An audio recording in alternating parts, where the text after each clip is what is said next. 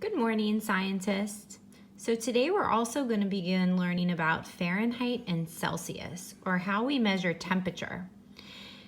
So I'm going to do a quick read aloud, and you follow along with me while I read. Fahrenheit and Celsius are two scales used to measure temperature. Both scales are based on the freezing and boiling points of pure water at sea level. The Fahrenheit scale has 180 degrees between the freezing and boiling points. The Celsius scale has 100 between the 2 points. So here you can see Fahrenheit scale, and you have the boiling point of water is 212 degrees Fahrenheit. The freezing point of water is 32 degrees Fahrenheit. So between these, you have 180 degrees. Now, on the Celsius side, you have the boiling point of water is 100 degrees Celsius, and the freezing point is 0. Now, some people think that this way is a lot easier because it makes sense. 0 is at the bottom, so water would freeze at this point, and 100 is at the top. This seems to make sense. Today, most countries use the Celsius scale to measure temperatures. The United States, however, still uses the Fahrenheit scale.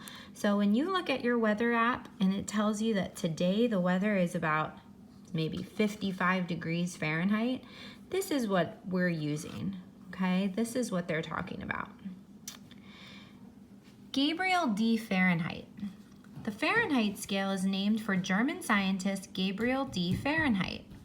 Fahrenheit lived from 1686 to 1736.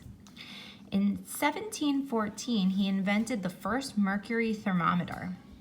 He invented a temperature scale to go along with it.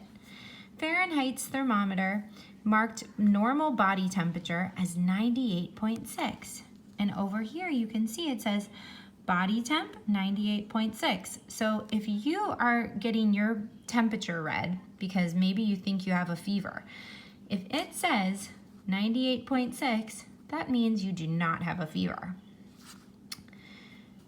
Fahrenheit thought he had found the lowest possible temperature by mixing ice and salt. He set the temperature of his mixture at 0 degrees Fahrenheit. Then he set the freezing point of water at 32 degrees Fahrenheit.